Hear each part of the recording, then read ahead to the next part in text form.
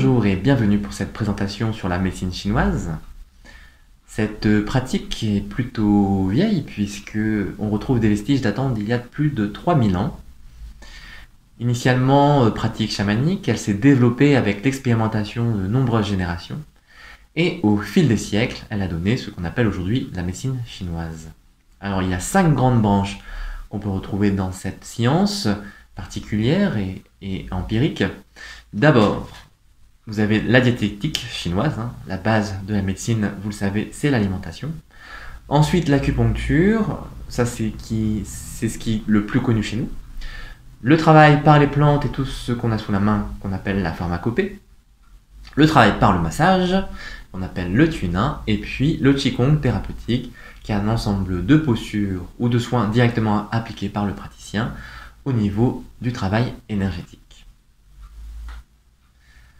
La médecine chinoise est issue des grands principes taoïstes, et en particulier le Tao, qui est l'ordre indifférencié, ou plutôt le chaos indifférencié, originel, dont viennent toutes les choses manifestées.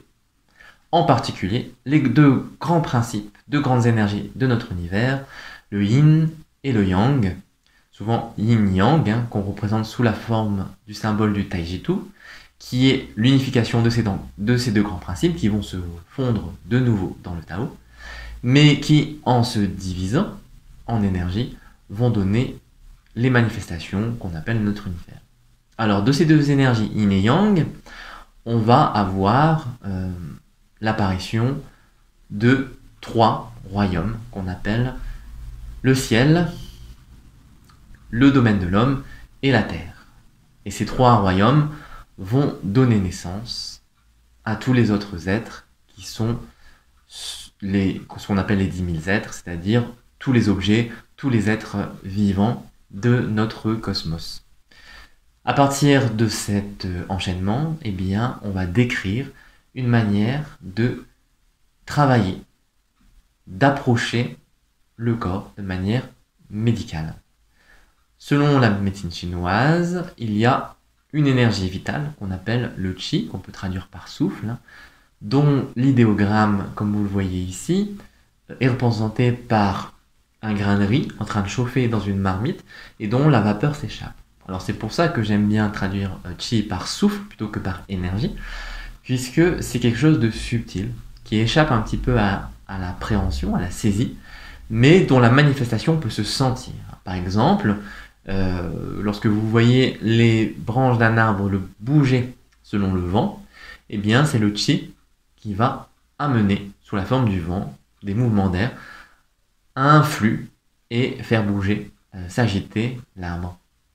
Donc le qi est toujours quelque chose qui amène à un mouvement et qui permet de faire naître les choses, de les renforcer, de les vitaliser. Et c'est ce qu'on va travailler particulièrement dans la médecine chinoise. Il y a bien sûr l'application du yin et du yang, puisque en fonction du niveau auquel on regarde, par exemple, selon la pratique chinoise, eh bien, les choses peuvent se compléter en yin et en yang. Alors, je vais vous donner plein d'exemples. Alors, bien sûr, on peut dire que l'homme est yang et la femme est yin. Et puis, on peut donner aussi, par exemple, le froid et le chaud, l'intérieur, l'extérieur, le bas et le haut, le dense, le léger, voilà, et puis etc. etc. Et puis au sein même d'une division, on peut resubdiviser et amener de nouveau des critères yin et yang qui vont de nouveau redénombrer les aspects en sous-aspects. Par exemple, eh bien, imaginons, voilà, je suis un corps, donc le corps est plutôt dense, donc on pourrait dire qu'il est yin par rapport à l'énergie qui l'anime, qui est plutôt subtile, qui est plutôt yang. Mais si je regarde mon corps et que je le coupe en deux, au milieu, au niveau du nombril, eh bien, je vais avoir le haut qui va plutôt être yang et le bas qui va plutôt être yin. Et puis si je regarde aussi, ma peau va plutôt être en surface, donc plutôt yang, tandis que mes organes vont plutôt être yin, puisque à l'intérieur, en profondeur. Voilà. Et vous voyez que indéfiniment, on peut couper les choses et les séparer en aspect yin et yang. d'un autre point de vue, tout est énergie, tout est chi. Et donc, le corps n'échappe pas à ce principe. Tout est mouvement, mouvement subtil. Donc, à l'intérieur du corps, il y a des flux, des souffles, qui vont le parcourir et l'animer. Ils vont partir à la naissance, disons de la région lombaire, pour venir insuffler l'information de vie à tous les organes et les remplir de vitalité. Et puis, au fur et à mesure de l'âge, le chi, donc l'énergie de vie, va diminuer, on va épuiser ses réserves. Et selon la médecine chinoise, il y a, entre parenthèses, l'aspect, bien sûr, de soins, mais aussi l'aspect préventif. Hein, on en parlera tout à l'heure. Et donc, le chi s'épuisant, au bout d'un moment, on va arriver à zéro, et notre réserve étant épuisée, eh bien, on va regagner le cosmos sous une autre forme. On va repartir à la Terre au sens physique, et au niveau des énergies, on va retourner au ciel antérieur. Voilà. Alors, au niveau du chi, vous savez sûrement, parce que c'est quelque chose aujourd'hui dont on parle beaucoup, il circule dans des grands vaisseaux qu'on appelle des méridiens. Il y a 12 méridiens principaux en fonction de 12 organes entrailles relatifs, et puis aussi 8 méridiens extraordinaires, ou 8 merveilleux vaisseaux, qui sont un petit peu à part. Sur ces trajets qui vont parcourir l'ensemble du corps, hein, il y en a sur les bras, sur les jambes, sur le torse, sur la tête, il y en a un peu partout, et bien ces trajets vont présenter des points stratégiques sur lesquels on va poser bien sûr les aiguilles, ou en tout cas on va appliquer une pression de manière à stimuler ces points d'énergie qu'on appelle les points d'acupuncture.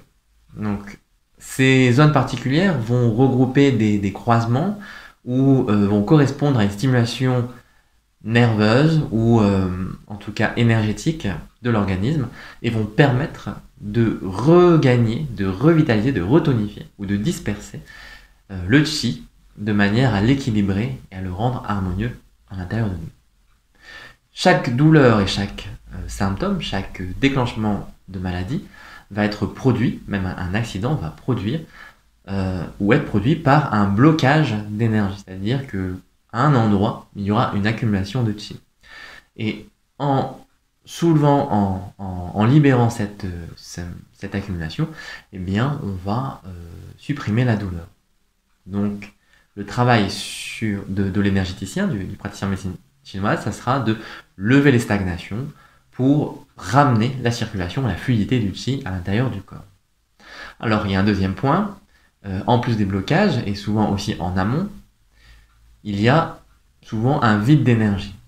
Parce que si on a suffisamment d'énergie et qu'elle est harmonieuse, il n'y a pas de raison de tomber malade, puisqu'on a des énergies, notamment celle au niveau de l'extérieur du corps, hein, qui est au niveau de la peau et un petit peu à l'extérieur, et qui va protéger contre les agressions venant du dehors.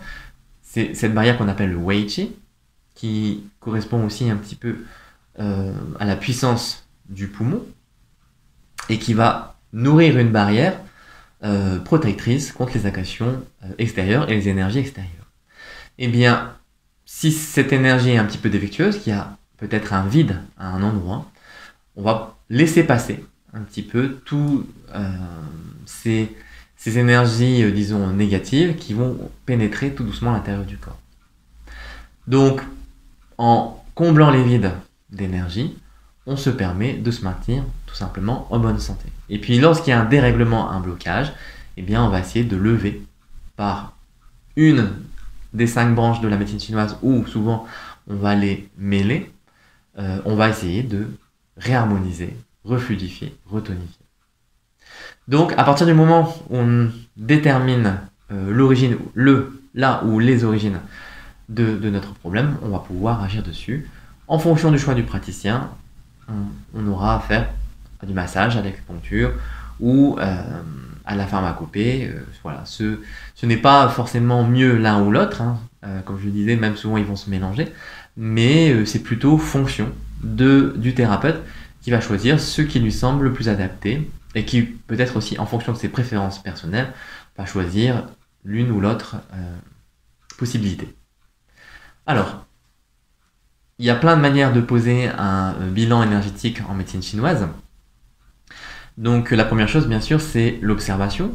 Donc lorsqu'on apprend à relever un petit peu les manifestations d'un dérèglement du qi, du yin et du yang, et puis des différentes manières d'aborder la médecine chinoise, on va voir que le visage, le corps, la démarche, l'attitude de la personne donne déjà énormément d'informations.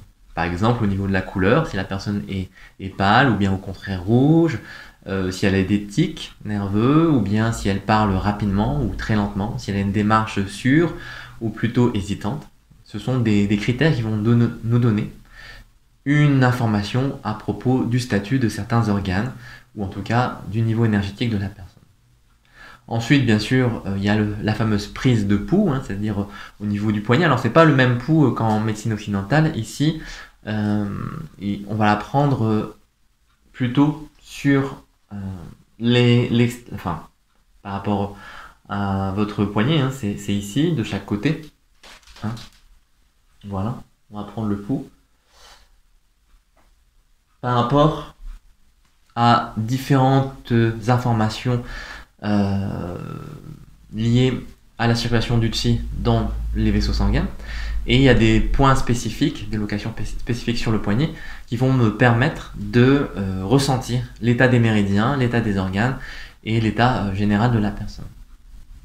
Bien sûr, ça demande de la pratique et c'est quelque chose qui n'est pas évident et qui peut changer d'une situation à l'autre. Donc ça, il faut un petit peu d'entraînement pour le ressentir, mais c'est possible de poser le bilan à partir du pouls chinois.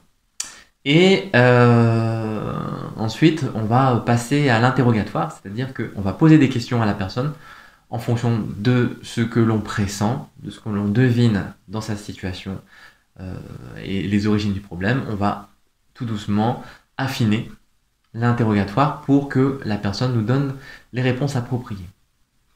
Alors, ça dépend de chaque personne, mais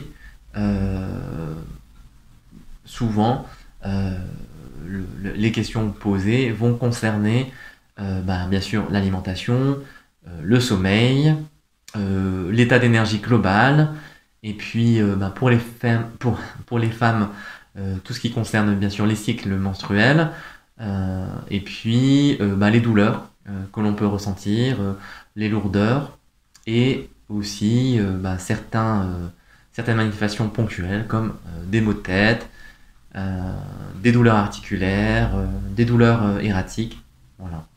Après, il y a bien sûr beaucoup de choses sur lesquelles on peut s'enquérir, mais je ne vais pas vous faire une liste exhaustive de tout ça, c'est trop long, et puis c'est pas forcément intéressant.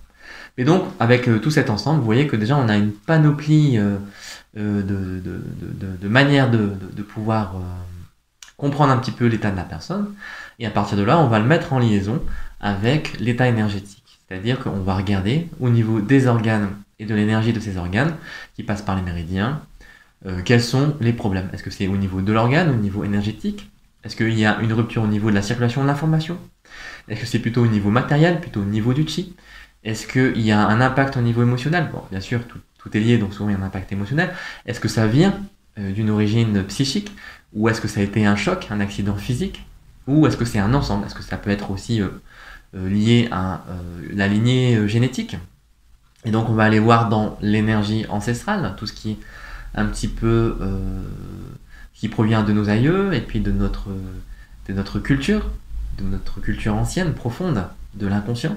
Et on va travailler en fonction de ce que l'on préfère, en stimulant différentes zones, soit des zones complètes en massage, soit par des points, comme en acupuncture, ou alors en visant des organes en particulier et l'énergie de ces organes avec la pharmacopée, et ou bien le qigong. Voilà. Le travail sur le qi, sur le yin et yang, sur l'équilibrage du corps matériel mène à un processus plus ou moins long dans lequel la personne est invitée aussi à prendre conscience que sa santé lui appartient et que cette prise en main du thérapeute est forcément liée à toutes les activités quotidiennes de la personne. Donc, par exemple, une personne qui serait en surpoids, qui viendrait me voir pour travailler un petit peu sur un amincissement, et puis qui ne ferait pas d'effort au niveau alimentaire, ça sera difficile. Même si je pique entre guillemets les points pour faire maigrir et pour essayer d'empêcher l'addiction à la nourriture, il faut quand même que la personne ait une certaine démarche. Donc c'est pour ça que ce n'est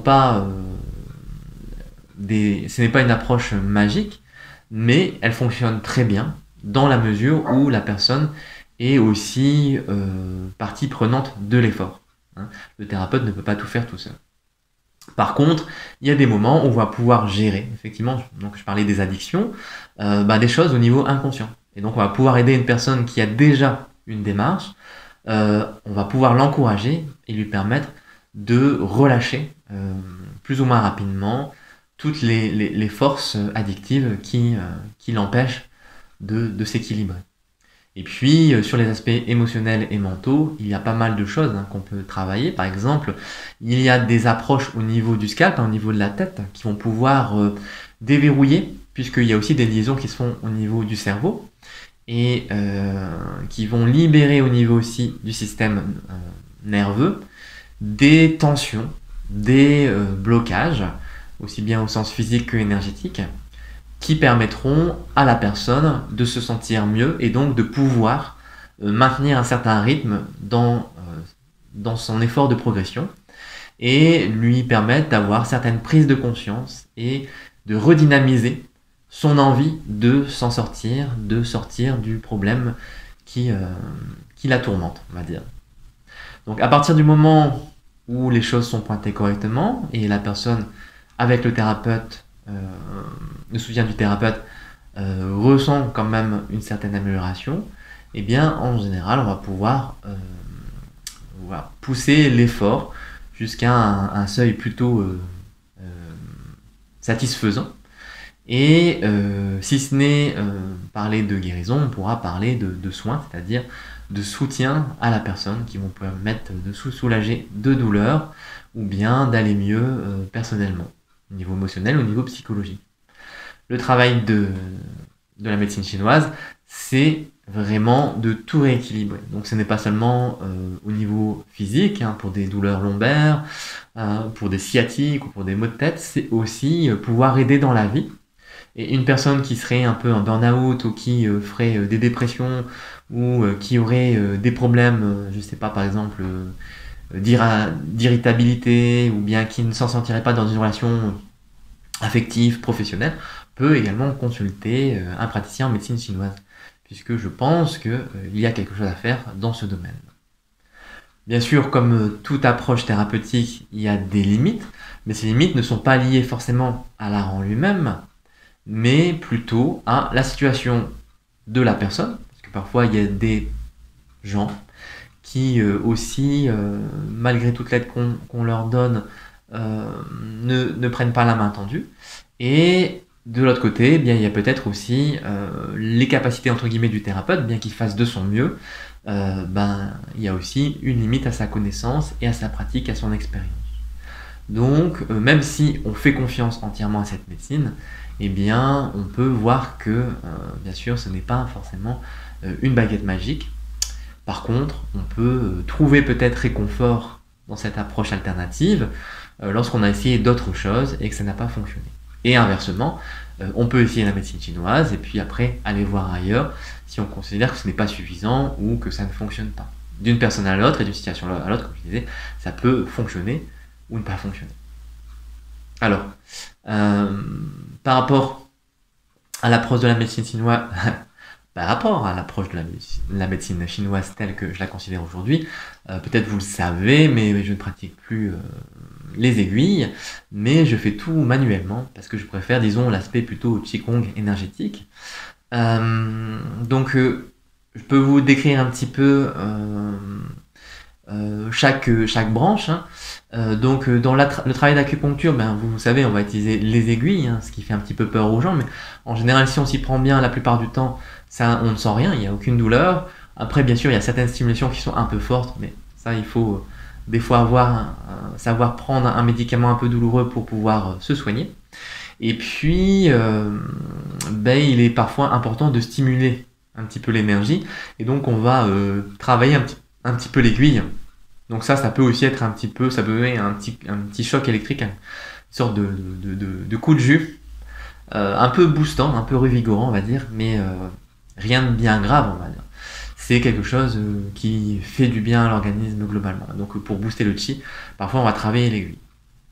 Donc voilà, chacun un petit peu a ses méthodes, hein. Il y a 10 000 façons de faire, et puis bon, ça c'est vraiment la branche la plus connue, donc je vais pas la décrire en profondeur.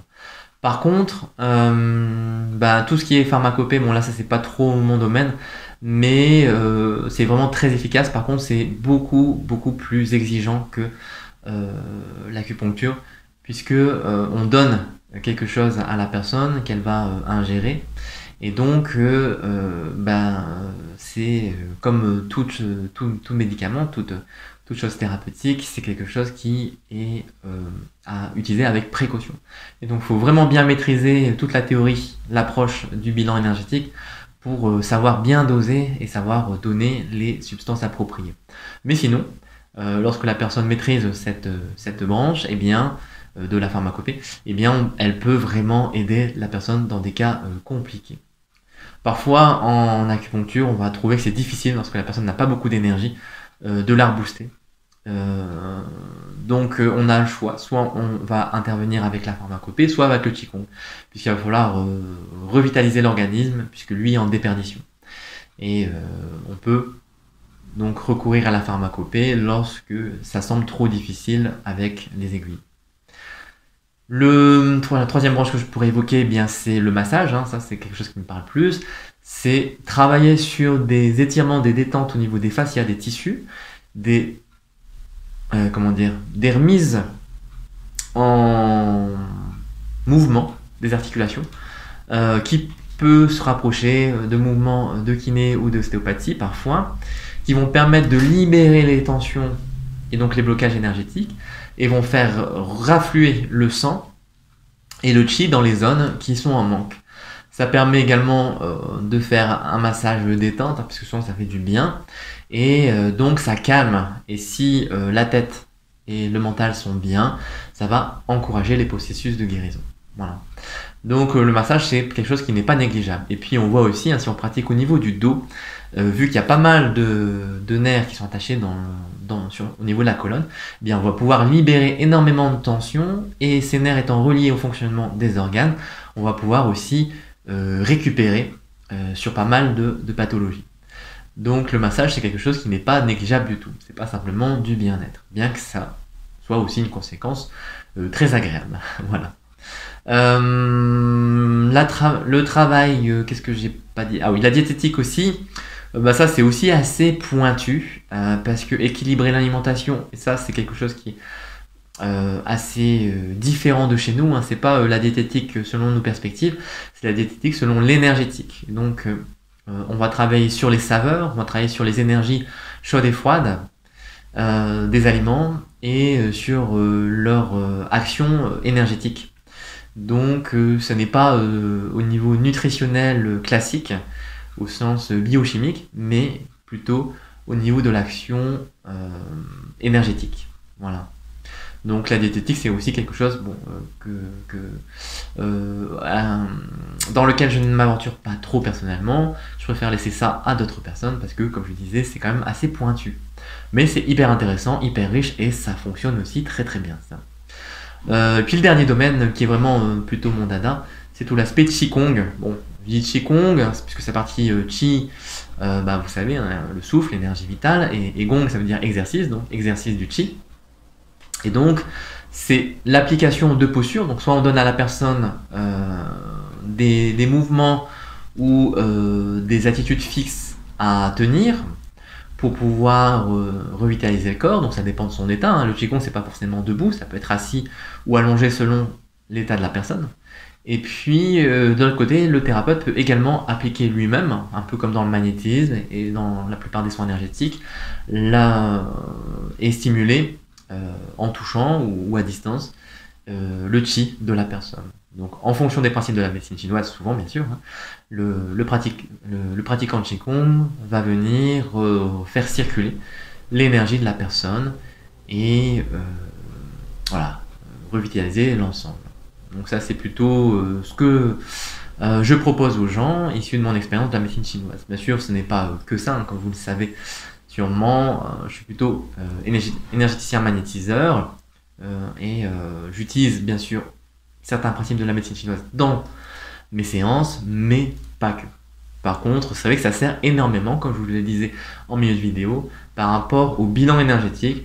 Ça me permet de repérer beaucoup de choses. Simplement en regardant la personne et en ressentant des choses, et avec l'intuition, et en lui posant des questions, il y a énormément de pistes qui se révèlent, et donc on peut comprendre beaucoup de choses. Et c'est une approche particulière qui n'a pas toutes les clés, toutes les solutions, mais qui permet de comprendre certaines choses que peut-être parfois, dans d'autres approches, on aura du mal à saisir.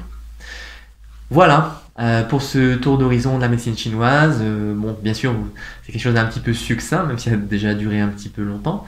Mais n'hésitez pas à poser des questions. Peut-être je referai d'autres vidéos sur le sujet, si ça vous intéresse. Voilà.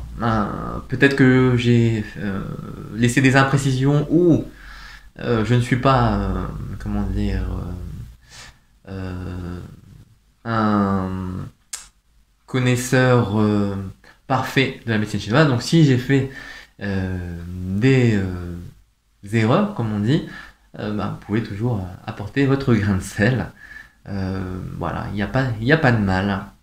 Bon, sur ce, je vous souhaite une belle journée ou une belle soirée. Et je vous dis à bientôt.